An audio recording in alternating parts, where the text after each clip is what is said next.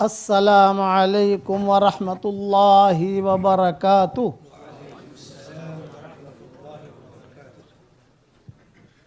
بسم اللہ الرحمن الرحیم۔ الحمد للہ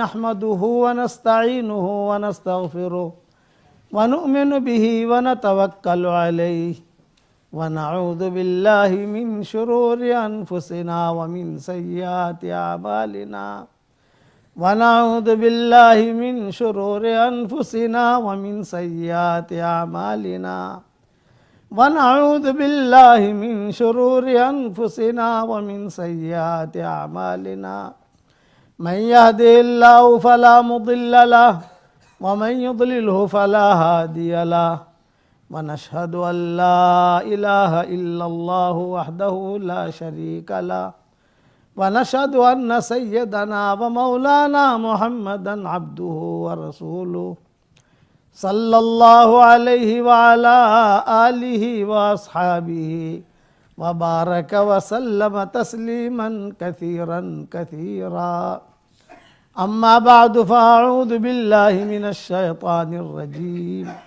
بسم الله الرحمن الرحيم يا أيها الذين آمنوا اذكروا الله ذكرا كثيرا وسبحوه بكرة وأصيلا هو الذي يصلي عليكم وملائكته ليخرجكم من الظلمات إلى النور وكان بالمؤمنين رحيما تحيتهم يوم يلقونه سلام وأعد لهم أجرا كريما يا أيها النبي إنا أرسلناك شاهدا ومبشرا ونذيرا وداعيا إلى الله بإذنه وسراجا منيرا وبشر المؤمنين بأن لهم من الله فضلا كبيرا ولا تطع الكافرين والمنافقين ودع أذاهم وتوكل على الله وكفى بالله وكيلا۔ صدق اللہ العظیم۔ قابل احترام بھائیوں، دوستوں اور بزرگوں، اللہ کا ایک اصول ذہن میں رکھنا آپ کہ اللہ کا ایک قاعدہ ہے، ایک اصول ہے، اور یہ سب کے لیے ہے۔ انگلینڈ میں بیان ہو رہا ہے، انگلینڈ والوں کے لیے بھی ہے، امریکہ والوں کے لیے بھی ہے، آسٹریلیا والوں کے لیے بھی ہے، ہندوستان والوں کے لیے بھی ہے۔ سب کے لیے اللہ کا ایک قانون مشترکہ، وہ بدلتا نہیں ہے۔ اور وہ کیا قانون ہے؟ إِن يَعْلَمِ اللَّهُ فِي قُلُوبِكُمْ خَيْرًا يُؤْتِكُمْ خَيْرًا۔ ہم تمہارے دلوں کو دیکھیں گے، تمہارے دلوں میں خیر ہوگی، ہم تمہیں خیر دیں گے۔ وعدہ ہے، اللہ کا وعدہ ہے۔ انسان جو چیز بیان کرتا ہے مستقبل کی، تو وہ اس کے علم، وہ اس کے تجربے کے اعتبار سے بیان کرتا ہے، اور اللہ جو بیان کرتا ہے وہ اس کے علم کے اعتبار سے بیان کرتا ہے۔ اس کے علم بہت وسیع، تو اس کا یہ قانون ہے، ہم تمہارے دلوں کو دیکھیں گے، تمہارے دلوں میں خیر ہے، ہم تمہیں خیر دے دیں گے، گھبراؤ مت۔ اس لیے دل کی دنیا کو اللہ کی طرف متوجہ کرنا، خیر دے گا اللہ، ایسی جگہ سے دے گا کہ وہم و گمان بھی نہیں۔ میرے والد صاحب رحمۃ اللہ علیہ فرماتے تھے کہ مشرک ہے ایک آدمی، اور اپنے دل کے اندر خیر لیے ہوئے ہے مشرک، لیکن خیر لیے ہوئے ہے، تو اللہ تعالیٰ کبھی نہ کبھی اس کو ہدایت دے دے گا، اس لیے خیر لیے ہوئے۔ حضرت خدیجہ رضی اللہ تعالیٰ عنہ تھی، تو حضرت خدیجہ رضی اللہ تعالیٰ عنہ خوبصورت تھی اور بہت بڑی مالدار تھی، اور جوان تھی، کوئی اتنی بوڑھی بھی نہیں تھی۔ تو وہ ابھی تک اسلام نہیں آیا، حضور صلی اللہ علیہ وسلم کو نبوت بھی نہیں ملی ہے، نبوت ملنے میں تو بہت دن باقی ہیں بھی آپ کو۔ لیکن حضرت خدیجہ اپنے دل کے اندر خیر لیے ہوئی تھی، چپکے اللہ سے کہتی تھی کہ اللہ اے اس گھر کے رب، مجھے حاجت ہے، کوئی اچھا شوہر مل جائے، مجھے انسان ملے، سمجھدار ملے، میری زندگی گزرے، اس لیے میں میرا معاملہ تجھے سونپتی ہوں۔ ایک سبق یاد رکھنا، ہر فرض نماز کے بعد اللہ تعالیٰ سے ایک دعا ضرور مانگو، اور وہ کیا؟ اے میرے پیارے اللہ، میں میرے سارے معاملات آپ کو سونپتا ہوں، جو خیر ہو مجھے اس طرف لے چل، شر ہو مجھے بچا لے، بس روزانہ یہ دعا مانگنی چاہیے۔ تو جو معاملہ اللہ کو سونپا جاتا ہے وہ کبھی بھی خسارے میں نہیں جاتا آدمی، جو خیر ہوگا اللہ وہی کرے گا، شر ہوگا اللہ بچا لے گا۔ تو حضرت خدیجہ ابھی مشرکہ ہے، اسلام تو آیا ہی نہیں ہے، لیکن چپکے اللہ سے کہتے، اللہ کا گھر تو سب کے نزدیک متبرک تھا، یہود نصارہ مشرکین سب کہتے تھے کہ یہ اللہ کا گھر ہے، یہ اللہ کا گھر ہے، سب سمجھتے تھے۔ تو کہتی تھی کہ اللہ جو خیر ہے میرے لیے، میں میرا معاملہ تجھے سونپتی ہوں۔ اچھا، مکہ والے سارے کے سارے چاہتے تھے کہ نکاح کرے حضرت خدیجہ کے ساتھ، مانگے آتے تھے، بڑے بڑے مالدار لوگوں کے مانگے آتے تھے، بڑے بڑے عمرا کے مانگے آتے تھے سب کے، لیکن حضرت خدیجہ انکار کرتی تھی، نہیں۔ حضور صلی اللہ علیہ وسلم کی عمر جب 22-23 سال کی ہوئی، میں ایک قصہ کس پر سنا رہا ہوں؟ دل میں خیر ہوگی تو اللہ خیر دے گا، یہ جملہ یاد رکھنا، زندگی بھر آپ کو کام لگے گا یہ جملہ۔ اس لیے اپنے دل کی دنیا کو آباد رکھو، دل میں اللہ رہتا ہے، اللہ کا گھر ہے دل، جو اللہ کا گھر ہے اس میں کچرا نہیں رکھا جاتا۔ اللہ کہاں ہے کہ مومن کے دل میں، تو اللہ کا گھر ہے تو اس کے اندر حسد، کینہ، بغض، بدگمانی، یہ کچرا نہیں ہونا چاہیے، اس کو پاک کر کے رکھو۔ اسی لیے اللہ نے قرآن میں اتنا ہی جملہ کہہ دیا، ان یعلم اللہ فی قلوبکم خیرا یؤتکم خیرا۔ تو حضرت خدیجہ رضی اللہ تعالی عنہ بس اپنے کام میں مشغول تھی، مکہ والے آتے تھے، پیسہ لے جاتے تھے، تجارت کرتے تھے، حساب کتاب کرتے تھے، حضرت خدیجہ جو ہے وہ بھی اپنے پارٹنرشپ رکھتی تھی، چل رہا تھا معاملہ۔ جب آپ کی عمر رسول اللہ صلی اللہ علیہ وسلم کی 22-23 سال کی ہوئی تو علی، یہ ابو طالب اور فاطمہ اسدیہ، یہ ابو طالب کی بیوی تھی، حضرت علی رضی اللہ تعالیٰ عنہ کی والدہ، ان کا نام تھا فاطمہ۔ ایک ایک گھر کے اندر 2 فاطمہ ہی تھیں، ساس بھی فاطمہ اور بہو بھی فاطمہ۔ جس گھر میں ساس بھی فاطمہ ہو، بہو بھی فاطمہ ہو، وہ گھر برکتی ہوتا ہے۔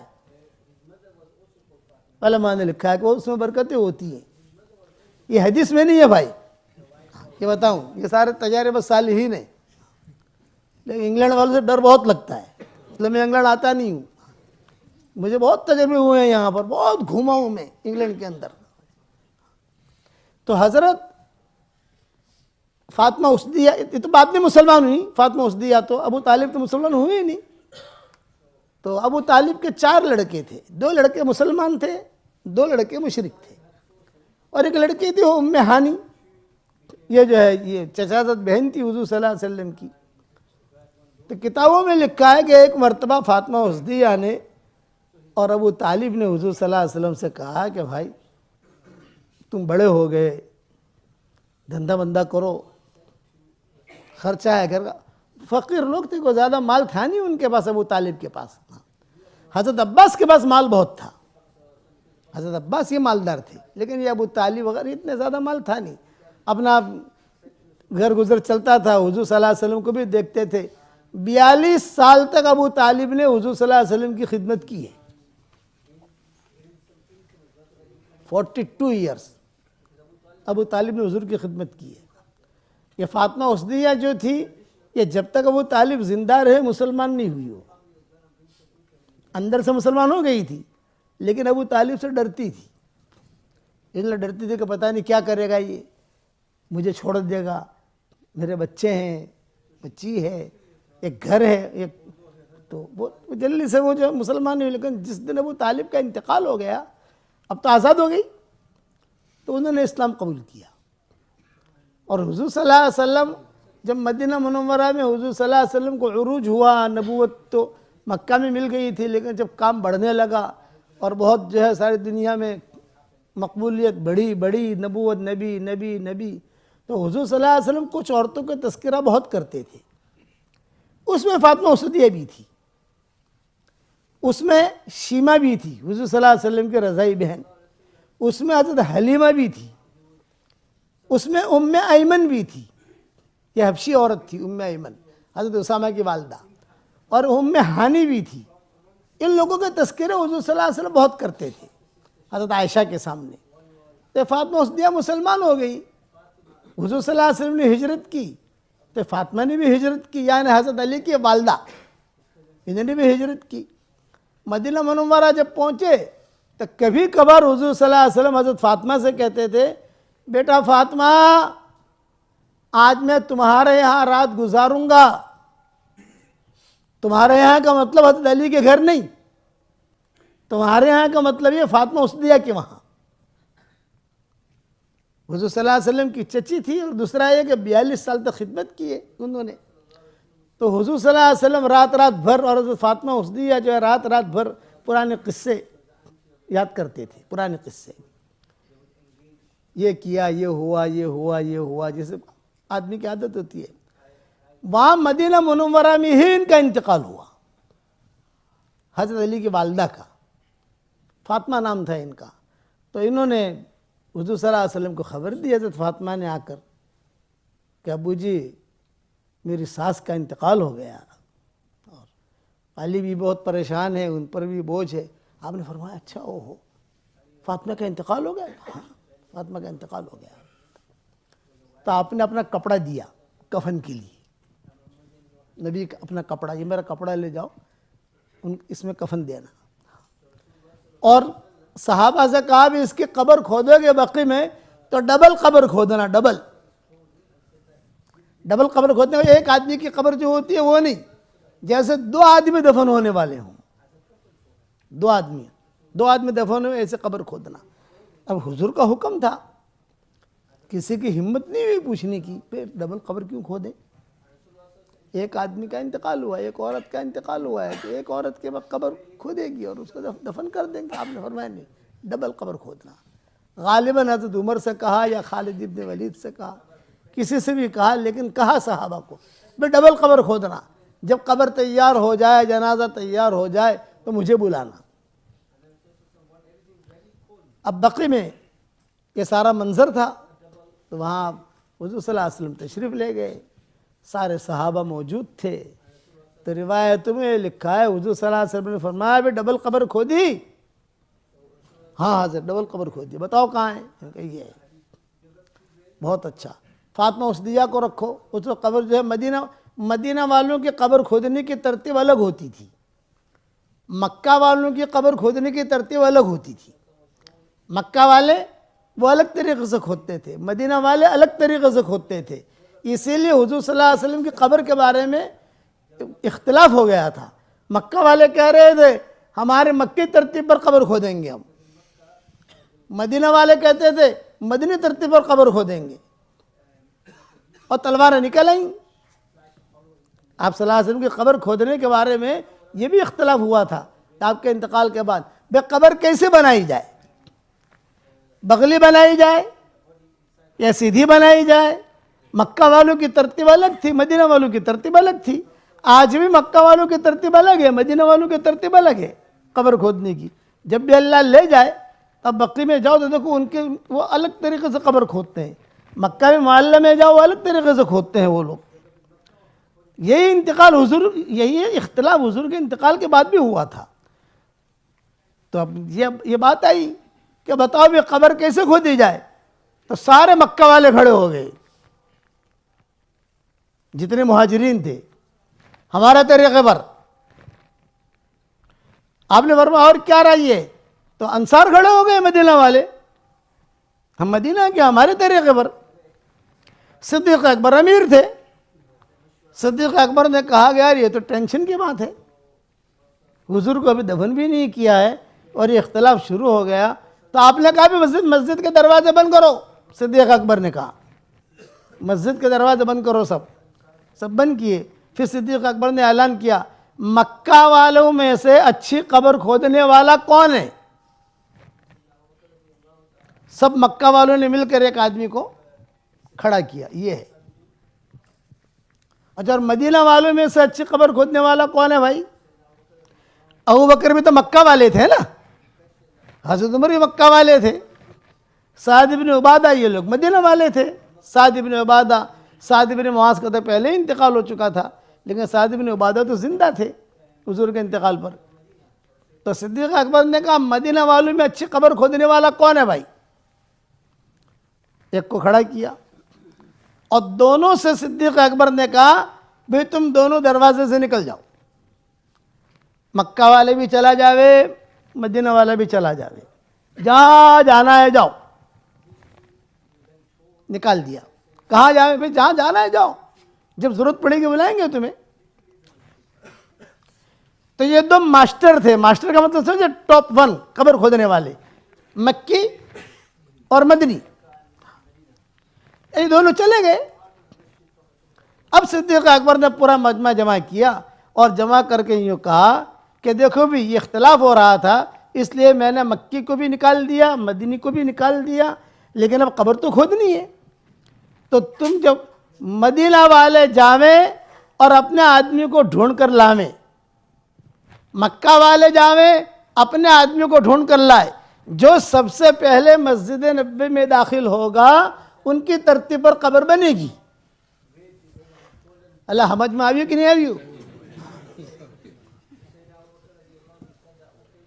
تو ظاہر بات ہے کہ بھئی لندن کا ڈرائیور ہو اور اگر بلیک بن میں گاڑی چلاوے تو اس کے راستے معلوم نہیں ہے اس کو، اور بلیک بن والوں کو لندن کے راستے معلوم نہیں ہے، گلیاں کیا ہے گلیاں کیا پتہ نہیں۔ تو مکہ والا ڈھونڈنے کے لیے گیا اپنے مکی ساتھی کو، مدینہ والا بھی ڈھونڈنے گیا اپنے مدنی ساتھی کو۔ تو مکہ والا بیچارہ ڈھونڈتا رہا یہاں یہاں یہاں، اور یہ مدینہ والوں کو معلوم تھا کہ یہ فلاں ہوٹل میں ہوگا، فلاں جگہ بیٹھا ہوگا، فلاں کے گھر میں ہوگا، فلاں کے وہاں جا کر پکڑ کے لے آیا مدنی کو۔ جب لایا صدیق اکبر نے کہا مدینہ کے اعتبار سے قبر بنے گی، یہ فیصلہ ہو گیا صدیق اکبر کا۔ تو کسی نے پوچھا کہ حضرت اگر دونوں کو دونوں دروازے سے آتے تو کیا کرتے تم؟ ایک دروازے سے مکی آ گیا، ایک دروازے سے مدنی آ گیا، تو آپ کیا فیصلہ کرتے؟ تو صدیق اکبر نے کہا اگر دونوں کے دونوں ایک ساتھ آتے تو اس وقت میں اللہ مجھے الہام کرتا کہ مجھے کیا کرنا ہے، اس لیے کہ جس آدمی کا دل صاف ہوتا ہے وہ اللہ کی طرف سے ملہم ہوتا ہے۔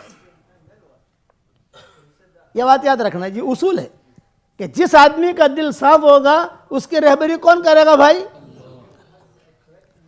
حضرت علی نے خواب دیکھا حضور صلی اللہ علیہ وسلم کے انتقال کے بعد، دور فاروقی میں، دور تھا عمر فاروق کا، اور خواب یہ دیکھا کہ حضور صلی اللہ علیہ وسلم نے فجر کی نماز پڑھائی، اور فجر کی نماز پڑھانے کے بعد جو ہے ایک نوجوان لڑکی وہ مسجد نبوی میں آئی اور حضور صلی اللہ علیہ وسلم کے سامنے کھجوریں رکھی اور کہا کہ حضرت یہ ہدیہ ہے مسلمانوں کے لیے، آپ تقسیم کریں۔ تو حضرت علی کہتے ہیں میں نے خواب میں دیکھا حضور صلی اللہ علیہ وسلم نے سب کو ایک ایک کھجور دی، سب کو۔ حضرت علی کہتے ہیں میری باری آئی تو مجھے بھی ایک کھجور دی، تو میں نے حضور صلی اللہ علیہ وسلم سے کہا زد یا رسول اللہ، ایک اور دیجئے فاطمہ کے لیے، ایک اور دیجئے۔ بھئی اتنا کہا، اتنے میں مسجد نبوی میں اذان ہو گئی، خواب پورا ہو گیا۔ یہ باتیں سننے کو نہیں ملے گی، دھیان سے سننا۔ خواب پورا ہو گیا۔ اب خواب پورا ہونے کے بعد فجر کی نماز کے لیے میں گیا حضرت عمر امیر المومنین تھے, وہ نماز پڑھا رہے تھے اور وہی صورتیں پڑھ رہے تھے جو حضور کو میں نے دیکھا تھا خواب میں. حضرت عمر رضی اللہ تعالیٰ عنہ جو ہے وہ نماز پڑھانے کے بعد فارغ ہوئے تو وہی لڑکی آئی جس کو میں نے خواب میں دیکھا تھا, کھجوریں لے کر, اور حضرت عمر کے سامنے رکھی. تو حضرت عمر نے کہا بھائی لائن لگاؤ, سب کو ایک ایک کھجور دی. حضرت علی کہتے ہیں میری باری آئی تو مجھے بھی ایک دی. جب مجھے ایک دی تو حضرت علی نے کہا زد یا امیر المومنین, ایک زیادہ دیجئے. تو حضرت عمر نے کہا رات کو حضور صلی اللہ علیہ وسلم نے تم کو کتنی کھجوریں دی تھی؟ اور حدیث کے الفاظ کیا ہے؟ لو زیادہ زدناک, حضور زیادہ دیتے تو میں بھی زیادہ دیتا. حضور نے ایک دی ہے میں دو کیوں دوں؟ اب یہاں حضرت علی جو ہے یہ ٹینشن میں یہ کہہ رہے ہیں کہ حضرت یہ خواب تو میں نے کسی کو سامنے بیان ہی نہیں کیا, آپ کو کس نے بیان کیا؟ خواب کا ایک معاملہ یاد رکھنا, کبھی بھی اپنی فرشی حور کو خواب نہیں سنانے کا. آج میں نے آج سپنو جویو ہے, یہ غلطی مت کرنا. فرشی حوریں جو ہوتی ہے نا وہ تیز دماغ کی ہوتی ہے اور جلد باز ہوتی ہے. جا کے کہنا مت ورنہ مجھے انگلینڈ کا ویزا نہیں ملے گا. مجھے تیز دماغ کی ہوتی ہے تھوڑی سی وہ, اس لیے وہ جو کہے گی وہ ہو جائے گا. خواب کی تعبیر, اسی لیے علماء نے لکھا ہے کہ آدمی کبھی بھی اپنی بیگم کو اپنا خواب نہ سنائے. بار بار کوئی خواب آئے, کوئی بھلا آدمی ہو, کوئی اچھا عالم ہو, کوئی تمہارے یہاں کوئی معبر ہو یا کوئی اس لائن کا ماہر ہو, تو اس کو آدمی جا کر خواب سنائے کہ میں نے یہ خواب دیکھا, یہ خواب دیکھا, یہ خواب دیکھا. تو حضرت علی کہتے تھے امیر المومنین میں نے تو یہ خواب کسی کو بھی نہیں کہا, میں نے دیکھا اور میں آپ کے پاس یہاں آیا, یہ آپ کو کس نے خبر دی؟ اور حضرت عمر یہ کی بات کہہ رہے ہیں لو زیادہ زدناک, لو زیادہ زدناک, حضور زیادہ دیتے کھجور تو میں بھی دیتا. حضور نے ایک دی ہے میں دو کیوں دوں؟ تو حضرت علی پیچھے پڑ گئے, نہیں امیر المومنین آپ کو کس نے خبر دی؟ اس پر حضرت عمر نے کہا وَمَن يُؤْمِن بِاللَّهِ يَهْدِ قَلْبَهُ, جس آدمی کے دل میں حقیقی ایمان ہوتا ہے اللہ اس کے دل کی دنیا کی رہبری کرتا ہے. دل صاف ہوگا تو دل کی دنیا کی رہبری ہوگی, اور دل کچرا ہوا تو کعبے میں جا کر بھی سدھرے گا نہیں, حرم میں جا کر بھی نہیں سدھرے گا, کیونکہ دل میں کچرا ہے. ہمیشہ یہ اصول یاد رکھنا. آج کا میرا سبق یہی ہے, إِن يَعْلَمِ اللَّهُ فِي قُلُوبِكُمْ خَيْرًا يُؤْتِكُمْ خَيْرًا. اس کے اندر مرد اور عورتیں یہ سب آ گئی. تو فاطمہ اسدیہ کا میں قصہ سنا رہا تھا, ڈبل قبر کھودنا یہ دل کی صاف تھی. حضور صلی اللہ علیہ وسلم فرماتے تھے اس عورت نے میری جتنی خدمت کی ہے مجھے پتہ نہیں کسی نے اتنی خدمت کی ہو. کھانا آتا, اچھا کھانا آتا میرے لیے رکھ دیتی, دودھ آتا میرے لیے رکھ دیتی, اپنے بچوں کے لیے نہیں, اپنے بیٹے کے لیے نہیں, محمد پیے گا. بچوں کو بعد میں نہلاتی, سب سے پہلے مجھے نہلاتی. 42 سال. تو حضور نے کہا ڈبل قبر کھودو. ڈبل قبر کھودی گئی. حضور صلی اللہ علیہ وسلم نے پوچھا میں ڈبل قبر کھودی؟ کہا ہاں حضرت. تو آپ نے فرمایا فاطمہ اسدیہ کو داخل کرو. داخل کیا, یا یہ کہ داخل نہیں کیا, لیکن یہ کہ پہلے حضور قبر میں اترے, جنازہ لاش اس کے باہر رکھی گئی فاطمہ اسدیہ کی, اور حضور صلی اللہ علیہ وسلم خود اترے قبر میں, اور اتر کر حضور صلی اللہ علیہ وسلم لیٹے. یہ ہماری شریعت میں پہلی عورت ہے کہ جس کے لیے ڈبل قبر کھودی گئی. حضور صلی اللہ علیہ وسلم یہ لیٹے, کافی دیر تک دعا مانگتے رہے. سارے صحابہ دیکھتے رہے کہ ارے حضور صلی اللہ علیہ وسلم لیٹے ہیں دعا مانگ رہے ہیں. جو اس کو نکالا حضور صلی اللہ علیہ وسلم کو, وہ بھی رکھا, اور سب. جب فاطمہ اسدیہ کی قبر پاٹ دی گئی, قبر ٹھیک ٹھاک کر دی گئی, تو صحابہ نے پھر حضور سے پوچھا کہ حضرت یہ آپ نے جو ہے اپنا کفن کے لیے کپڑا بھی دیا اور آپ نے جو ہے تھوڑا سا قبر میں آرام بھی کیا. یہ کیوں کیا؟ تو آپ نے فرمایا اس عورت کے مجھ پر بہت احسانات ہیں. میرا کپڑا میں نے اس لیے دیا تاکہ اللہ تعالیٰ جنت کا سندس کپڑا اسے پہنائے ایک، اور میں وہاں اس لیے لیٹا تاکہ قبر کا عذاب اسے نہ ستائے کہ نبی جہاں لیٹتا ہے تو وہاں قبر کا عذاب نہیں آتا. میں نے اس لیے کیا.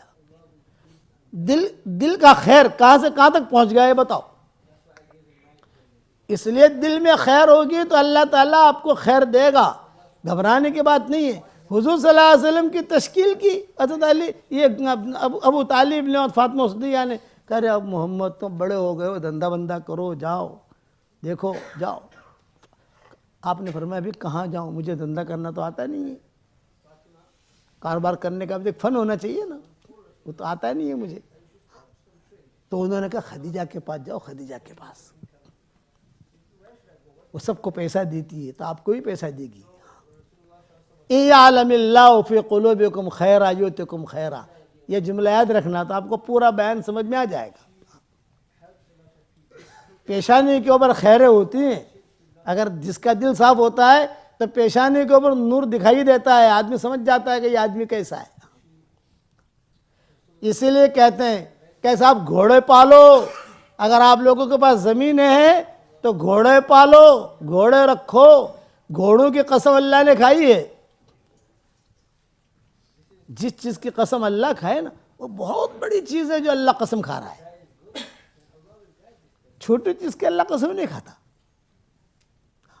گھوڑے حدیثوں میں آتا ہے کہ گھوڑا پالو، اس لیے کہ گھوڑا اپنے مالک کے لیے تہجد کے وقت میں روزانہ مغفرت کی دعا کرتا ہے اپنے مالک کے لیے. اب وہ گھر ہونا چاہیے، ایسا جنگل ہونا چاہیے، ایسا باغ ہونا چاہیے، ایسی جگہ ہونی چاہیے. تو حضور صلی اللہ علیہ وسلم کو حضور صلی اللہ علیہ وسلم کو حضرت خدیجہ پہچانتی نہیں تھی. اتنا محمد ہے، یہ ابو طالب کے یہاں رہتے ہیں، اور حضرت خدیجہ کو سارے پہچانتے تھے مکہ مکرمہ کے اندر. ابو طالب نے اور فاطمہ صدیقہ نے بھیجا حضور کو، تم جاؤ وہ لائن لگی ہے، دیکھو وہ لائن لگی ہے، تم بھی اپنا فقیری کا پیالہ لے کر کھڑے ہو جاؤ. حضور صلی اللہ علیہ وسلم کھڑے ہو گئے.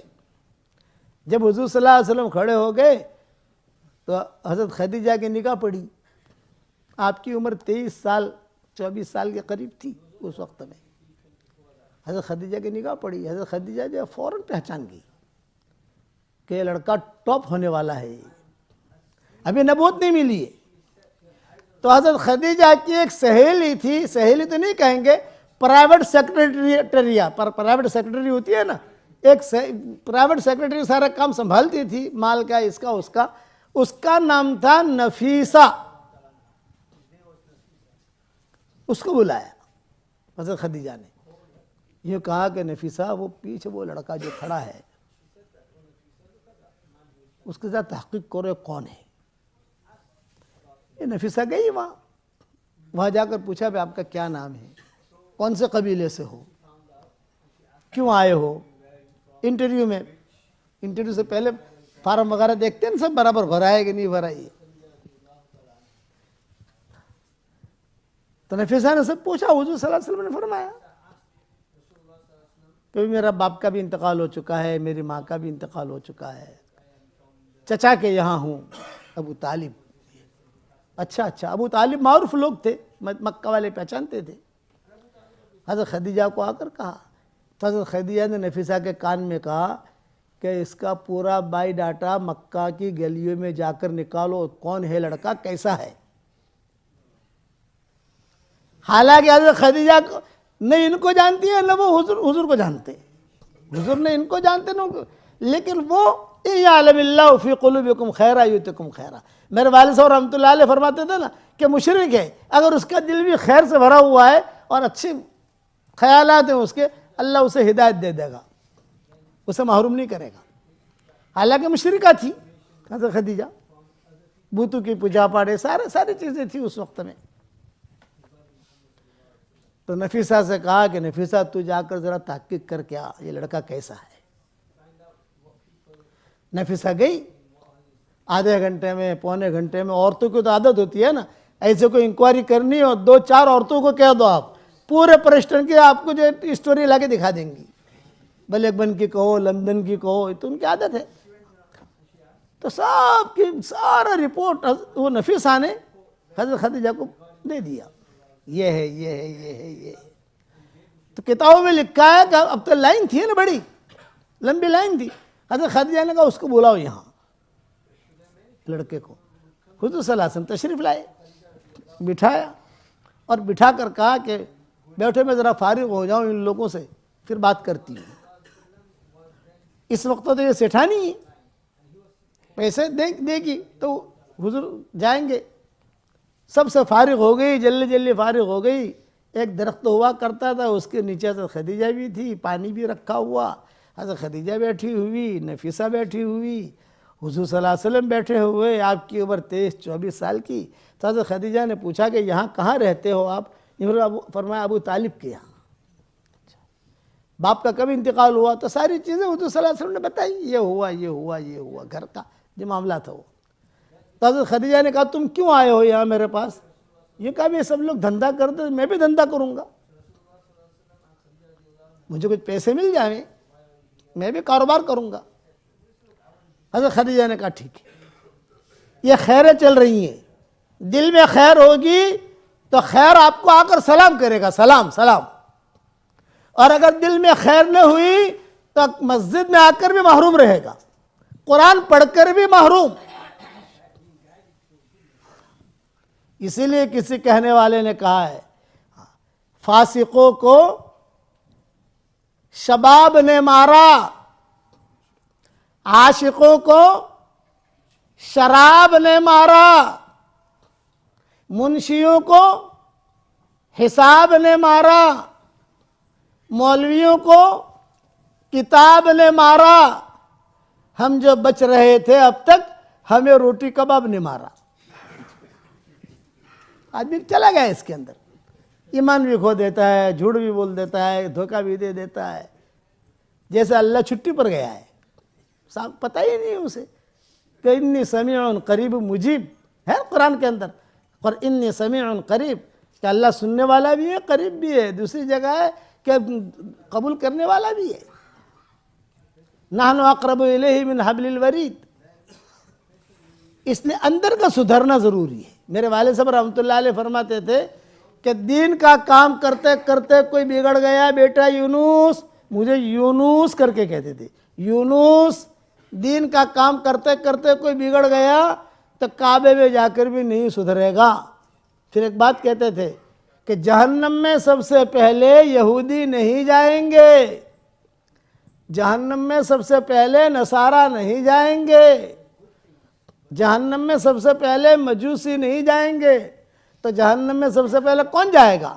وہ دین کے کام کرنے والے جائیں گے جن کی نیتوں میں کھوٹ تھا. یہ ابا فرماتے تھے.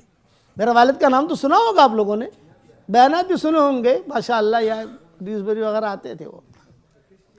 پھر حدیث پڑھتے تھے, ابو ہریرہ والی عجیب راوی ہو, جو کہ قاری, سخی, شہید, یہ حدیث پڑھتے تھے ابا کہ دیکھو محروم ہو گیا.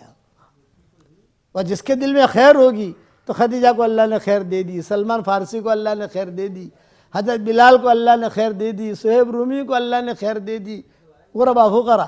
اور جن کے دل میں خیر نہیں تھا, مکہ میں رہ کر محروم رہے, ابو جہل محروم رہا, ابو لہب محروم رہا, یہ سارے کے سارے محروم رہے. اور وہاں مدینہ منورہ میں عبداللہ ابن ابی ابن سلول محروم رہا. حضرت خدیجہ رضی اللہ تعالیٰ عنہ نے جو ہے پہچان لیا حضور صلی اللہ علیہ وسلم کو, معاملہ کر لیا اور اپنے غلام کو بھی ساتھ بھیج دیا. حضرت خدیجہ نے تم جاؤ اور پورے سفر کے اندر کیا کرتے ہیں یہ مجھے آ کے خبر دینا. غلام ساتھ گیا, حضرت خدیجہ نے بھیجا. چچا چچی خوش ہو گئے, ابو طالب اور فاطمہ اس دیا, ارے دھندا مل گیا, دھندا مل گیا, ڈیوٹی مل گئی, نوکری مل گئی, نوکری مل گئی, خوشی ہوتی ہے. محمد جا رہا ہے, محمد جا رہا ہے, محمد جا رہا ہے. شام, وہاں پر ایک درخت کے نیچے حضور صلی اللہ علیہ وسلم ٹھہرے. جب وہاں ٹھہر شام میں جب ٹھہرے تو سارے یہودیوں کے بڑے بڑے علماء آئے، انہوں نے کہا ارے بھئی یہ لڑکا کون ہے، یہ لڑکا کون ہے، یہ لڑکا کون ہے؟ ہماری کتابوں میں لکھا ہے کہ اس جگہ پر سوائے اس زمانے کے آخری نبی کا کوئی نہیں ٹھہرے گا، یہ آخری نبی ہے، ہونے والا ہے۔ یہ سب قصے ہوئے وہاں، لمبی تفصیل ہے، کبھی اللہ تعالیٰ مجھے پھر سے لائے گا آپ کی مسجد میں تو انشاءاللہ سنائیں گے جب بھی وقت آئے گا۔ لیکن یہ کہ جب حضور صلی اللہ علیہ وسلم واپس آئے، اچھا وہ جو ربا تھا، جو غلام ساتھ تھا، وہ غلام جو ہے لڑتا تھا، سب سے لڑائی کرتا تھا سفر میں، یہ اتنے پیسے ہو، اتنے پیسہ دے، یہ پیسہ دے، تو حضور کہتے ہوئے تو لڑائی مت کر، تیرا جو بھی حساب کتاب ہے نفع وہ میں دے دوں گا تجھ کو، لڑائی مت کر، یہ حضور کہتے تھے۔ ابھی آپ کو نبوت نہیں ملی ہے۔ جب حضور صلی اللہ علیہ وسلم تشریف لائے تو حضرت خدیجہ نے دیکھا، اپنی سہیلیوں کو بلایا اور بلا کر کہا کہ دیکھو محمد آ رہے ہیں اور جہاں جہاں سے گزر رہے ہیں بادل ان پر سایہ کر رہے ہیں، درخت جھک رہے ہیں، درخت جھک رہے ہیں۔ حضور صلی اللہ علیہ وسلم تشریف لائے، غلام بھی آیا، وہ نفیسہ تو گھر میں ہی تھی، حضرت خدیجہ بھی گھر میں تھی، حضور صلی اللہ علیہ وسلم بیٹھے، حساب کتاب ہوا تو حضور صلی اللہ علیہ وسلم نے کچھ پوٹلیاں تیار کر رکھی تھی۔ پوٹلیاں تو سمجھتے ہو نا بھائی، حساب کتاب۔ یہ کہا کہ یہ پوٹلی آپ کی ہے، آپ کے راس المال کی، موڑی کے آپ نے جو آپ نے دیا تھا یہ آپ کی ہے، اور یہ پوٹلی میری ہے، میرے نفی کی، یہ پوٹلی آپ کی ہے، آپ کے نفی کی، اور یہ پوٹلی لڑائی والی پوٹلی، اس کا کیا نام رکھا تھا؟ لڑائی والی۔ تو حضرت خدیجہ نے پوچھا لڑائی والی کا کیا مطلب؟ ارے سب سے لڑتا تھا وہاں پر، وہ غلام تھا، وہ سب سے لڑتا تھا، تو میں نے اس کو کہہ دیا کہ تو لڑ مت، تیرا جو بھی حساب کتاب ہے میں دے دوں گا، تو میں نے اس میں سارا رکھ دیا ہے، یہ اس کا حساب کتاب ہے جو بھی ہے وہ۔ حضرت خدیجہ نے دیکھا کہ بھئی ایسا حساب کتاب تو کسی نے دیا نہیں، اتنا کلیئر۔ حضرت خدیجہ رضی اللہ تعالی عنہ نے، اس وقت رضی اللہ تعالی عنہ نہیں بنی تھی، بعد میں بنی، تو بس ایک ہی جملہ میرا یاد رکھنا، دل میں خیر ہوگی تو خیر سلام کر کے آئے گا، آپ کو خیر ڈھونڈتے ڈھونڈتے آئے گا، اور خیر نہیں ہوئی یہ خیر چلا جائے گا، نہیں چاہیے، کہ طلب نہیں ہے تو جاؤ، کوئی بات نہیں۔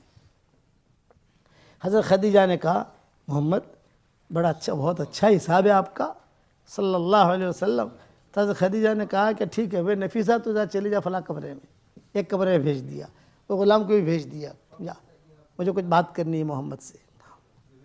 تو حضور صلی اللہ علیہ وسلم بیٹھے ہوئے ہیں، ابھی اس نے اپنی پوٹلی لی نہیں ہے، اپنا حساب کتاب قبضے میں نہیں لیا، اور وہ جو غلام کا تھا وہ بولے کہ میں سمجھ لوں گی، وہ تو اسی کو دینا ہے نا، میرا ہی غلام ہے، دے دوں گی میں، کوئی فکر کی بات نہیں ہے۔ تو حضرت خدیجہ نے خود نے کہا، دیکھو خیر کیا کہا، محمد تم جوان ہو، شادی کرنا چاہتے ہو، یہ خیر، تو آپ کما رہے تھے، ایک دم سرخ ہو گئے، سرخ، کمارا لڑکا کماری لڑکی ایسی بات سنے تو تھوڑا محسوس بھی کرتے ہیں، اور سرخ بھی، سرخ ہو گئے حضور، خاموش رہے۔ تو آپ نے فرمایا جواب دو، تو آپ نے فرمایا، وہ حضور نے فرمایا کہ اصل میں یہ شادی بیاہ کا مسئلہ ہے تو یہ تو بغیر چچا کے، چچی کے، گھر والوں کے، رشتہ داروں کے پوچھے بغیر کوئی چیز کا ہم طے نہیں کر سکتے، اس لیے مجھے ان سے پوچھنا ضرور ہے، شادی تو کرنی ہے مجھے، تقاضا بھی ہے، میری عمر ہے کہ بیوی کی ضرورت ہے مجھے، لیکن یہ ہے کہ میں اپنے گھر والوں سے پوچھ لوں۔ حضرت خدیجہ نے کہا کہ ہاں یہ ہونا چاہیے، ٹھیک ہے۔ تو فرمایا تمہارا کون سی پوٹلی یہ ہے؟ آپ نے اپنی پوٹلی لے لی، حضرت خدیجہ نے اپنی پوٹلی بھی ہدیہ دی، راس المال، موڑی کہتے ہو نا آپ لوگ، موڑی، وہ دے دی۔ تو حضور کو بہت خوشی ہوئی، میرا نفع تو ملا ہی مجھے، لیکن یہ راس المال موڑی میں مل گئی۔ پھر حضرت خدیجہ نے اپنا جو نفع تھا وہ بھی دے دیا، یہ اور خوشی۔ وہ غلام کا جو تھا بولو غلام کو میں دے دوں گی، جو بھی ہے وہ میرے حصے میں، یہ تو سارا نفع، سارا راس المال یہ سارا دے دیا۔ تو حضور کو تو بہت خوشی ہوئی کہ گھر والے خوش ہو جائیں گے، بہت اچھا کما کے لایا، گھر میں فقیری تھی، پہلی ٹرپ میں اچھا نفع ہو گیا۔ دروازے تک چھوڑنے آئی، حضور صلی اللہ علیہ وسلم کو. اور دروازے تک جب چھوڑنے آئی تو آپ فرماتے تھے کہ میں باہر نکلا تو پوٹلی میرے ہاتھ میں، لیکن مجھے اتنی خوشی تھی. یہ تاریخی روایتیں ہیں سب، یہ بخاری مسلم کی روایتیں نہیں ہیں، قرآن کی آیتیں نہیں ہیں، یہ تو تاریخی جو تھا مورخین جو لکھتے ہیں پرانے، وہ کہتے ہیں کہ میں ابو طالب کا گھر کا راستہ ہی بھول گیا. خوشی خوشی میں ہم مدینہ منورہ میں بیان کرتے ہیں تو عرب لوگ ہمیں لینے آتے ہیں تو سب سے پہلے شرط یہ لگاتے ہیں کہ ہم تمہارے یہاں کھانا نہیں کھائیں گے. یہ پہلی شرط کہ تمہارے یہاں کھانا نہیں کھائیں گے. تمہارے یہاں کھانے میں 4 گھنٹے لگ جاتے ہیں. ہمیں کھانا کتنا وہ ہم سمجھتے ہیں کہ کتنا کھاتے ہیں ہم. آج جس کے یہاں دعوت ہے وہ دیکھے گا. میں کوئی بھی دعوت اگر کرتا ہے تو کہتے ہیں بھائی تھوڑا پکائیو، جتنا پکانا ہے پکاؤ لیکن ہم کھائیں گے تھوڑا. تو وہ کیا وہ بیچارہ کہتے کہ اچھا چلو مولانا کھجور تو کھا لو گے. انہوں نے کہا کھجور کھائیں گے اور ہمیں بیان کے بعد حرم چھوڑ دو، آپ کا کام اتنا ہے. حرم سے پھر دوسرے ہے ہمارے داماد ہے، یہ ہے وہ، ہمیں ہمارے گھر چھوڑ دیں گے انشاءاللہ. تو وہ ہمیں لے کے جب چلتے ہیں نا، جانا ہے حرم اور لے کے جاتے ہیں مسجد قباء کی طرف یا لے کے جاتے ہیں احد کی طرف. ارے بھئی شیخ مجھے تو حرم جانا ہے حرم. تو بولے ارے شیخ آپ کو دیکھ کر میں بھی رستہ بھول گیا. تو حضور کو بہت خوشی ہوئی. تھوڑے دیر ٹھہرے رہے پتہ چلا ہاں فلاں گلی ہے. وہ گئے وہاں. جب گئے تو ابو طالب بھی تھے، فاطمہ اسدیہ بھی تھی، اور یہ سارے کے سارے جعفر، حضرت علی، یہ سارے کے سارے وہاں موجود تھے سارے کے سارے. آیا بیٹا آیا، کما کے آیا، واہ واہ واہ واہ، خوشی گھر کے اندر. اور بہت مال بھی ملا. باتوں میں حضرت حضور صلی اللہ علیہ وسلم نے کہا ابو طالب سے اور فاطمہ اسدیہ سے کہ میں تم دونوں سے پرائیویٹ بات کرنا چاہتا ہوں. یہ سب ہٹ جائیں بھائی وغیرہ جو ہے، یہ ام ہانی ہے، یہ ہے وہ سب. ہاں بتاؤ کیا کہنا چاہتے ہیں. نے کہا کہ الحمدللہ اتنا ہی نفع ہوا، لیکن مسئلہ یہ ہے اب یہ خدیجہ نے کہا ہے مجھے کہ میرے ساتھ نکاح کرے گا تو. یہ تو بہت بڑی چیز ہے. خدیجہ خود کہے. تو ابو طالب نے کیا کہا، تو نے خواب دیکھا ہوگا. اس پر فاطمہ اسدیہ غصے ہوگی. کیوں خواب دیکھا ہوگا؟ میرا بھتیجا خدیجہ سے بہت اونچا ہے. میرا بھتیجا خدیجہ سے بہت اونچا ہے. اور ابو طالب سے کہا کہ جاؤ ابھی جاؤ. کہ نہیں اب تو سونے کا نہیں، اب تم ابھی جاؤ اور بات کلیئر کر کے آؤ. ابھی وہ جانے کے لیے تیار نہیں تھے، لیکن فاطمہ اسدیہ نے ان کو سمجھا کرنا یہ مسئلہ بہت اہم ہے، ابھی جاؤ. اگر خدیجہ کے ساتھ نکاح ہو جاتا ہے تو ہمارے سارے مسئلے حل ہو جائیں گے، قرضے کے، یہ مسئلے وہ مسئلے، اور ایک اچھی شادی تو کرانی ہے ہم کو ان کے کسی نہ کسی کے ساتھ. لیکن ابو طالب کو بھیجا. ابو طالب کو جب بھیجا تو نفیسہ بیٹھی ہوئی تھی. پہچان لیا نفیسہ کو؟ بیٹھی ہوئی تھی. تو کہا کیوں آئے ہو، کون ہو؟ تو انہوں نے کہا آپا سے ملنا ہے. یہ کہا آپا آج نہیں ملے گی، آپا کل ملے گی. آپا کی ملاقات کل. خدیجہ نے سن لیا. من علی الباب، من علی الباب، دروازے پر کون ہے؟ تو نفیسہ اندر آئی. یہ کہا وہ محمد تھا نا، محمد. ان کا چچا ابو طالب. ارے بلاؤ.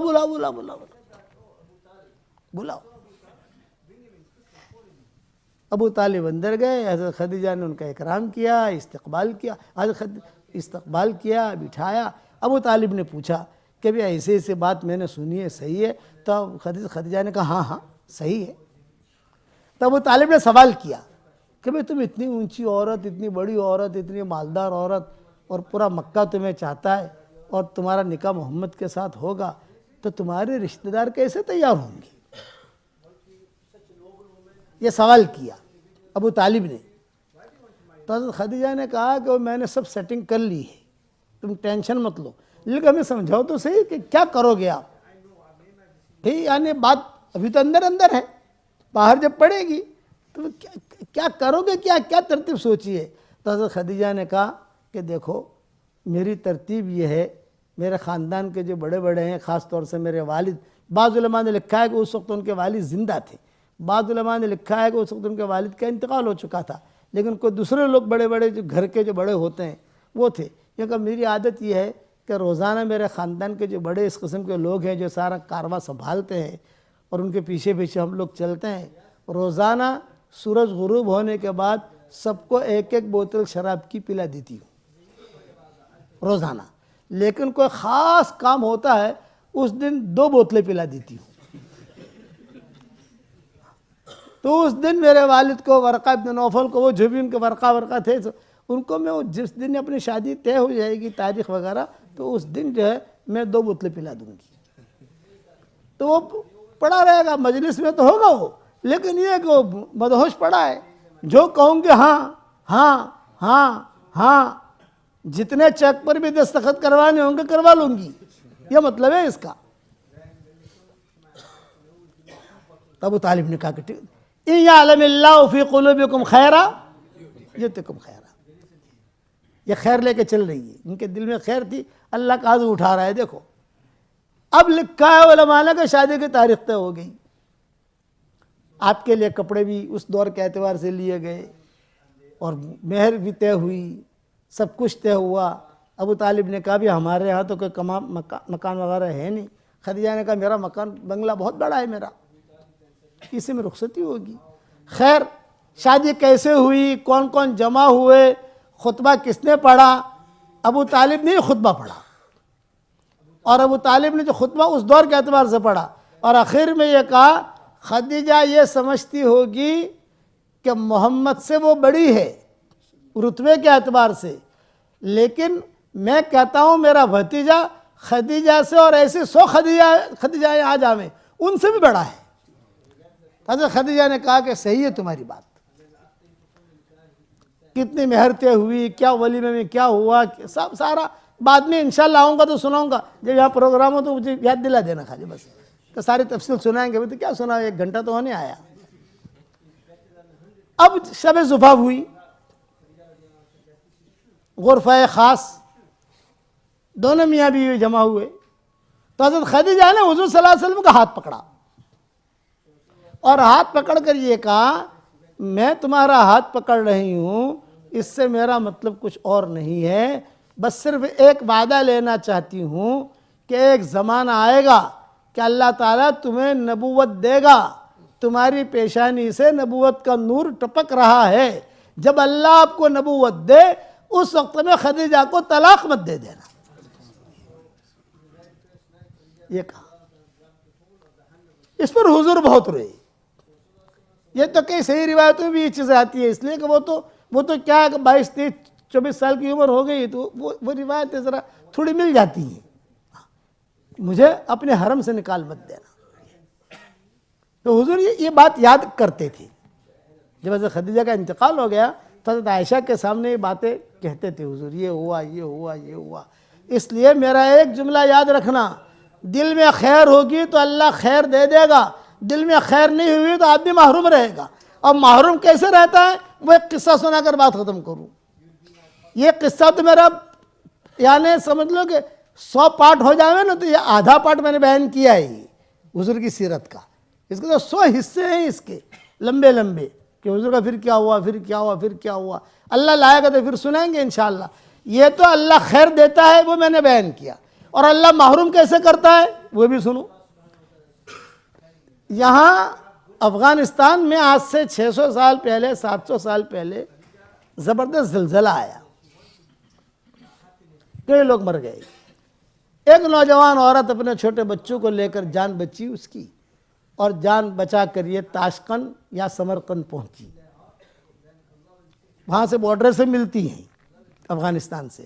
ہمارے بھی سفر ہوئے ہیں اس جگہ پر، کافی ہم نے گشت کی ہے، تاشقند میں، سمرقند میں، بخارا میں، یا اس سب جگہ ہمارے کافی سفر، یعنی لمبے لمبے ہم نے سفر کیے ہیں وہاں، ٹرینوں کے بھی، اور گشت بھی بہت کیے ہیں وہاں. خیر اللہ تعالیٰ قبول فرمائے. تو وہاں کا جو امیر تھا وہ مسلمان تھا. تو یہ لڑکے کے دل میں یہ بات آئی کہ میں مدد لینے کے لیے کہاں جاؤں، کسی مسلمان کے پاس جاؤں گی میں. تو یہ امیر تاشقند یا امیر سمرقند کے پاس آئی یہ لڑکی، اور یوں کہا کہ دیکھو افغانستان سے میں آئی ہوں، میرے چھوٹے چھوٹے بچے ہیں، میں سید گھرانے کی ہوں، میرا گھر سارا اجڑ گیا ہے، تم میری مدد کرو۔ تو وہ امیر جو تھا مسلمان، اس نے یہ کہا کیا تم سید ہو؟ ہاں۔ تو سید ہو تو پروف لاؤ، پروف، کاغذ دکھاؤ۔ آج کل تو سب لوگ کہتے ہیں میں سید ہوں، سید ہوں، سید ہوں، لیکن لکھا ہوا ہونا چاہیے۔ تو اس لڑکی نے کہا میرا تو سارا گھر اجڑ گیا، میں پروف کہاں سے لاؤں، سارا گھر اجڑ گیا۔ خیر اس امیر نے جو مسلمان تھا مدد نہیں کی۔ اسی کے بنگلے کے سامنے ایک ایرانی کا بنگلہ تھا، مجوسی کا، مالدار تھا وہ، وہاں چلی گئی اور وہاں جا کر یہی بات کہی میں سید گھرانے کی ہوں اور بہت پریشان ہوں، تم میری مدد کرو۔ تو وہ ایرانی نے کہا سید حضور کے اہل بیت، حضور کے خاندان کی؟ ارے سر آنکھوں پر، آ جا بیٹا، اندر آ جا، اندر آ جا، اندر آ جا۔ اس کا گھر بھی دے دیا، کپڑے بھی دے دیے، پیسے بھی دے دیے، بس تمہارا جو ہے جب تک تم رہو، تمہارے بچے بڑے نہ ہو، سب ذمہ داری میری ہے۔ ساری ذمہ داری کس کی ہے؟ کہ میری ہے، فکر مت کرنا۔ یہ دو قصے ہو گئے۔ رات کو وہ امیر تاشکند جو مسلمان تھا وہ سویا، اس نے خواب دیکھا، اور خواب میں دیکھا کہ جنت ہے سجی ہوئی، لدی ہوئی، خوبصورت، اور حضور صلی اللہ علیہ وسلم چابی لے کر باہر کھڑے ہیں، اور یہ جو امیر مسلمان تھا یہ چلتے چلتے گیا، اور چلتے چلتے جا کر جو اس نے کہا کہ حضرت یہ جنت کس کی ہے، مجھے چابی دیجئے۔ تو آپ نے فرمایا یہ مومن کی ہے، مومن کی۔ تو تاشکند کا جو امیر تھا مسلمان، اس نے کہا میں بھی مومن ہوں۔ تو آپ نے فرمایا خواب میں پروف لا، تو مومن ہے نا، پروف لا۔ وہ سمجھ گیا۔ پھر حضور نے بہت ڈانٹا اس کو، بہت ڈانٹا کہ تجھے شرم نہیں آتی، میری بیٹی تیرے پاس آئی تھی اور تو نے پروف مانگا، تو میں بھی تجھ سے پروف مانگتا ہوں، تو مومن ہے، کیا علامت ہے تیرے پاس، کیا پروف ہے، تو مومن ہے۔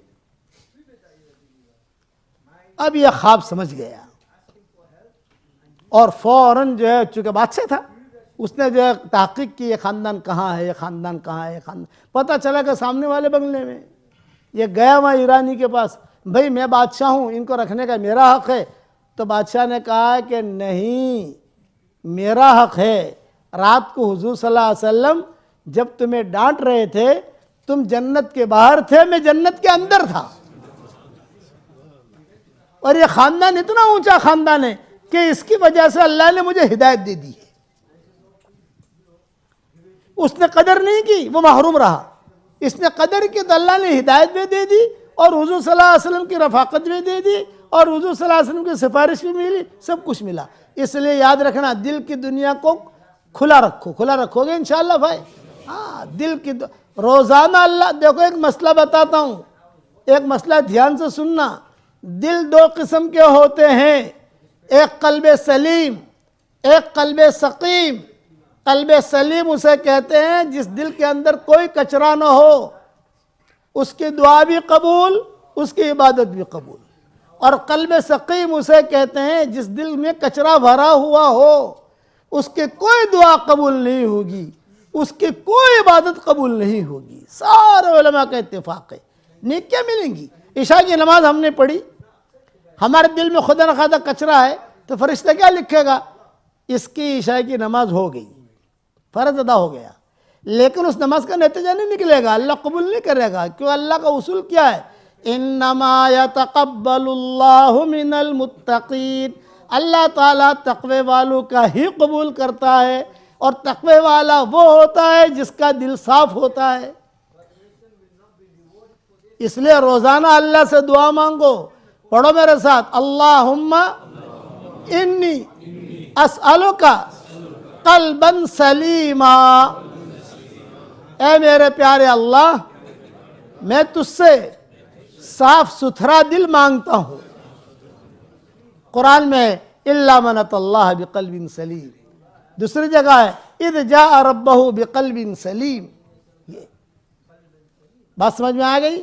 اس لیے دل کے اندر خیر رکھو، تو اللہ تعالیٰ خیر دے گا۔ حضور صلی اللہ علیہ وسلم کی سیرت اور حضرت خدیجہ کے نکاح تک ہم پہنچے ہیں انشاءاللہ، غرفہ خاص تک پہنچے ہیں، باقی بعد میں کیا ہوا اللہ تعالیٰ توفیق دے گا تو سنائیں گے انشاءاللہ۔ اب آج آپ لوگوں کو میں ایک ہدیہ دینا چاہتا ہوں، قبول کرو گے بھائی؟ ارے قبول کرو گے انگلینڈ والوں؟ 10 مرتبہ سورہ اخلاص پڑھو تو جنت میں ایک محل تیار ہو جاتا ہے، 20 مرتبہ پڑھو 2 محل تیار، 30 مرتبہ پڑھو 3 محل تیار، 40 مرتبہ پڑھو 4 محل تیار۔ تو میرا واٹس ایپ پر سبق ساری دنیا میں چلتا ہے، آپ لوگوں کے یہاں بھی آتا ہوگا الحمدللہ۔ تو میں میرے شاگردوں سے پڑھواتا ہوں، 313 مرتبہ سورہ اخلاص پڑھنے کی عادت ڈال دو تو روزانہ انشاءاللہ 31 محل جنت میں تیار ہو جائیں گے، اور 104 مرتبہ قرآن شریف پڑھنے کے برابر اللہ ثواب دے گا، اور انشاءاللہ کوئی انکم ٹیکس والا آپ کو فون نہیں کرے گا۔ دنیا میں اگر آپ جو ہے 2 بنگلے بنا لو، 2 پلاٹ لے لو، 2 فلیٹ لے لو، کھڑے ہو جاتے ہیں نہیں، پیسے کہاں سے رہے، حساب کتاب دو، یہ کرو یہ کرو۔ اللہ نے ہمارا دین اتنا آسان کیا ہے لیکن ہم اس پر عمل نہیں کرتے۔ حضرت ابو ہریرہ رضی اللہ تعالیٰ عنہ فرماتے ہیں، میں حضور صلی اللہ علیہ وسلم کے پاس آیا تو سامنے ایک صحابی تھے، وہ سورہ اخلاص پڑھ رہے تھے، حضور صلی اللہ علیہ وسلم سن رہے تھے۔ جب وہ پڑھ چکے تو حضور صلی اللہ علیہ وسلم نے فرمایا، ابو ہریرہ وجبت وجبت، کیا مطلب؟ واجب ہو گئی، واجب ہو گئی۔ ابو ہریرہ نے پوچھا، حضرت کیا واجب ہو گئی؟ یوں فرمایا، آپ نے جنت واجب ہو گئی۔ تو ابو ہریرہ کہتے تھے، میں نے سوچا کہ انہیں جا کر خبر دوں تاکہ خوش ہو جائیں گے وہ۔ میں تھوڑا دور نکلا لیکن اتفاق یہ تھا کہ میرا دوپہر کا کھانا حضور کے ساتھ تھا۔ میں نے کہا یار انہیں ڈھونڈنے جاؤں گا تو میرا کھانا رہ جائے گا، حضور کے ساتھ کھانا یہ بھی تو برکت کی چیز ہے نا، یہ رہ جائے گا۔ تو میں ڈھونڈنے نہیں گیا ان کو، میں نے کہا پہلے کھانا کھا لوں بعد میں ڈھونڈوں ان کو۔ تو حضور صلی اللہ علیہ وسلم کے ساتھ کھانا کھایا، پھر ڈھونڈنے نکلا، وہ صحابی ملے نہیں۔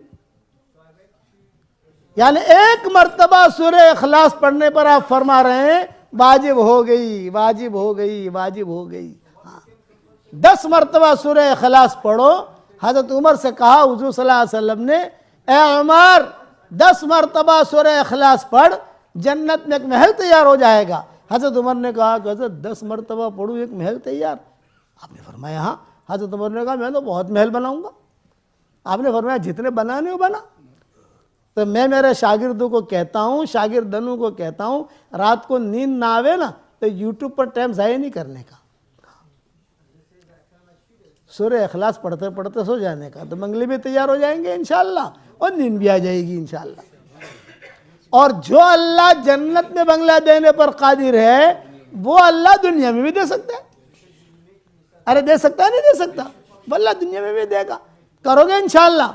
تو میری طرف سے جو ہدیہ ہے وہ کچھ چیزیں ہیں، ذہن میں رکھ لو۔ 313 مرتبہ سورہ اخلاص، 313 مرتبہ درود شریف، 313 مرتبہ استغفار، 313 مرتبہ سورہ فاتحہ۔ یہ ٹاپ 1 نسخہ ہے۔ اس نسخے کا نام ہے جاندار، شاندار، مالدار، دیندار، ایماندار۔ اور یہ میری تسبیح ہے، اس کا نام بھی ہے جاندار، شاندار، مالدار، دیندار، ایماندار۔ اب جو ہے 313 مرتبہ سورہ اخلاص، 313 مرتبہ درود شریف، 313 مرتبہ استغفار، 313 مرتبہ سورہ فاتحہ۔ روزانہ تو پڑھنا تھوڑا مشکل ہے بھئی، 2 دن میں پورا کر لو، 3 دن میں پورا کرو، 4 دن میں پورا کرو۔ 1 ہفتے کا کورس ہے، میں 1 ہفتہ لاس کہتا ہوں، 1 ہفتے میں تو آدمی پڑھ سکتا ہے۔ دکان پر جاتے جاتے پڑھ لے وے، مائیں بہنیں بیٹیاں اپنا چائے بناتے بناتے پڑھ لے وے، روٹی بناتے بناتے پڑھ لے وے، کیا حرج ہے اس میں؟ 1 ہفتے کا کورس ہے۔ اس کے بعد جو دعا مانگو گے اللہ آپ کی دعا قبول کرے گا۔ اور یہ میری تسبیح ہے، جاندار، شاندار، مالدار، دیندار، ایماندار۔ تو میری عادت ہے جس امام کے پیچھے میں نماز پڑھتا ہوں عشاء کی، اس کو ہدیہ دے دیتا ہوں، یہ لو مبارک صاحب، اللہ مبارک کرے، یہ آپ کو ہدیہ۔ سب کو تو دے نہیں سکتے. یہ پاؤنڈ بھی بہت لائے گی انشاءاللہ, بہت برکتی ہے. آپ لوگ عمل کرو گے انشاءاللہ. اب ایک دعا پڑھ لو میرے ساتھ, ربنا اغفر لی ولوالدی وللمؤمنین یوم یقوم الحساب. جو یہ دعا ایک مرتبہ پڑھے گا اس وقت میں جتنے مسلمان مرد اور عورتیں دنیا میں ہوں گے ان سب کے برابر اللہ اس کے اکاؤنٹ میں نیکیاں داخل کرے گا. کتنی بڑی فضیلت ہے بھائی.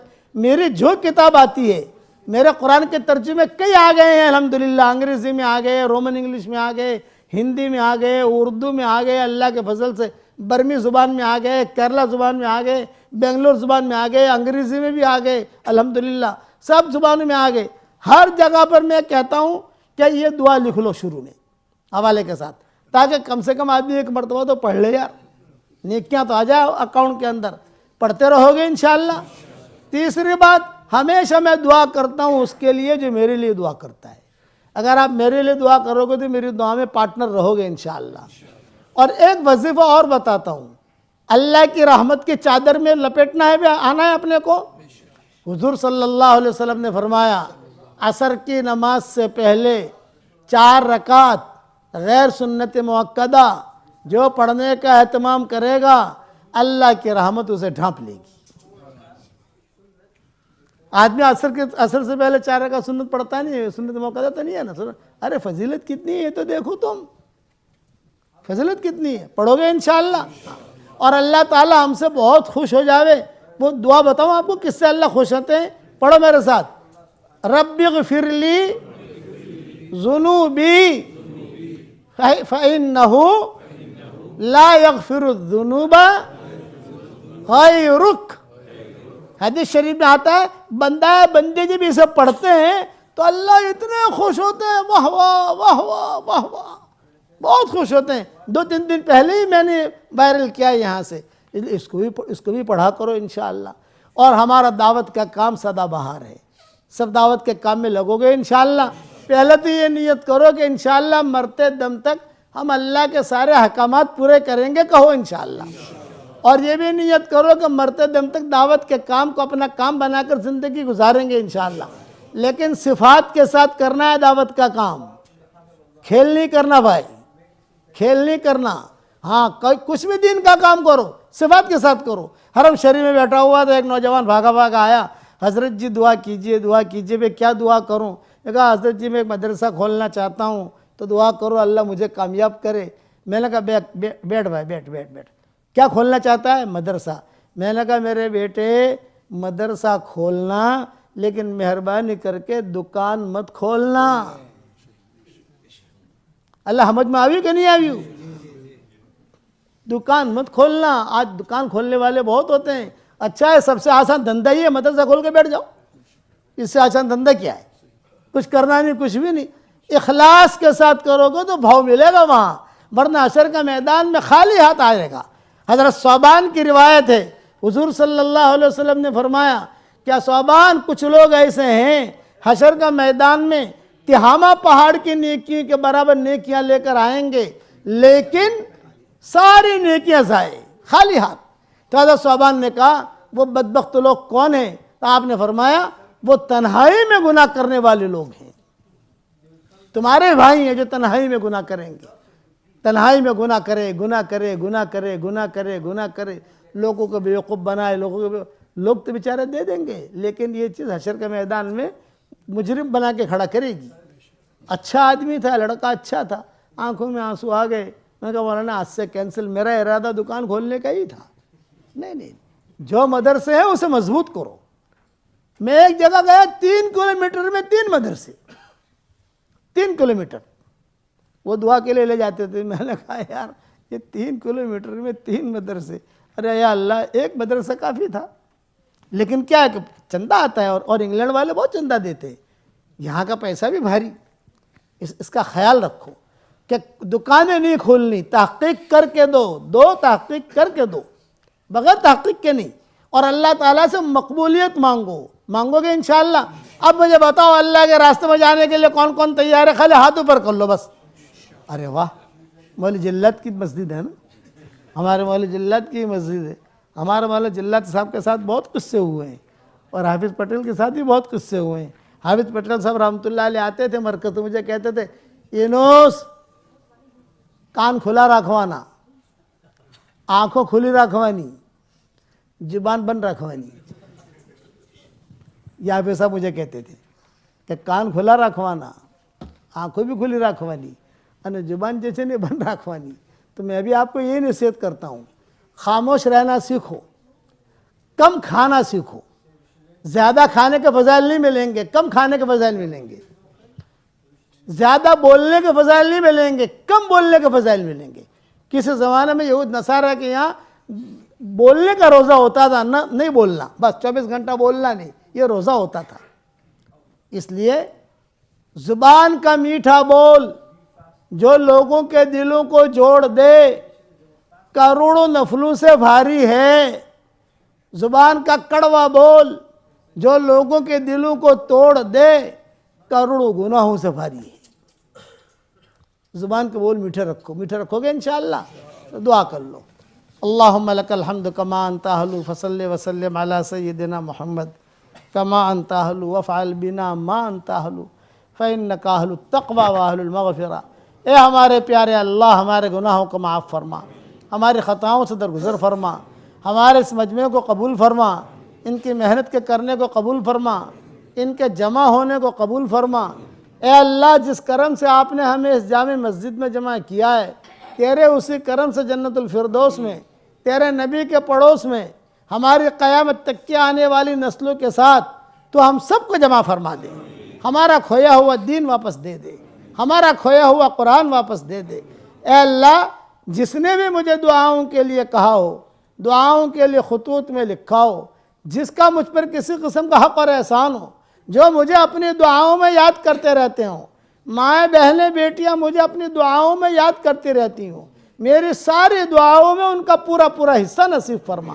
اے اللہ، میری تشکیل پر جو ایک ہفتے میں 313 مرتبہ سورہ اخلاص پڑھے، 313 مرتبہ درود شریف پڑھے، 313 مرتبہ استغفار پڑھے، 313 مرتبہ سورہ فاتحہ پڑھے، اے اللہ اس کے ساری دعاؤں کو قبول فرما، اس کے پریشانیوں کو دور فرما۔ اے اللہ، رسول اللہ صلی اللہ علیہ وسلم کی حقیقی محبت تو ہمیں عطا فرما۔ اے خوبصورت پردے والے، اے خوبصورت چادر والے، ہمارے عیبوں پر پردے ڈال دے، مستبد الاخیار میں شامل فرما، بھلے بندے بندیوں میں شامل فرما۔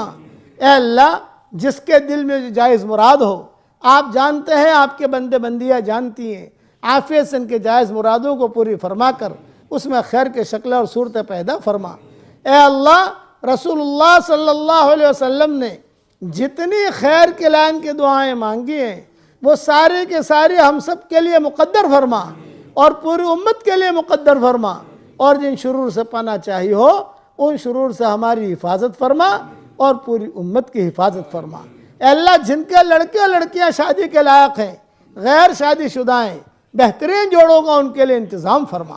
اے اللہ، جو بھی اولاد ہے انہیں نیک صالح اولاد عطا فرما۔ اے اللہ، تیری مخلوق جتنی ہے وہ تیرا کنبہ ہے، تیرے نبی نے کہا ہے ہمیں الخلق عیال اللہ، ساری مخلوق اللہ کا کنبہ ہے۔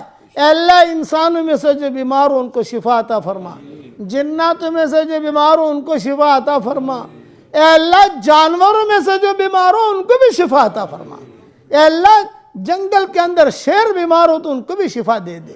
اے اللہ، مچھلیاں بیمار ہو تو ان کو بھی شفا دے دے۔ اے اللہ، کبے اور چیل وغیرہ بیمار ہو تو ان کو بھی شفا دے دے، انسانوں کو بھی شفا دے۔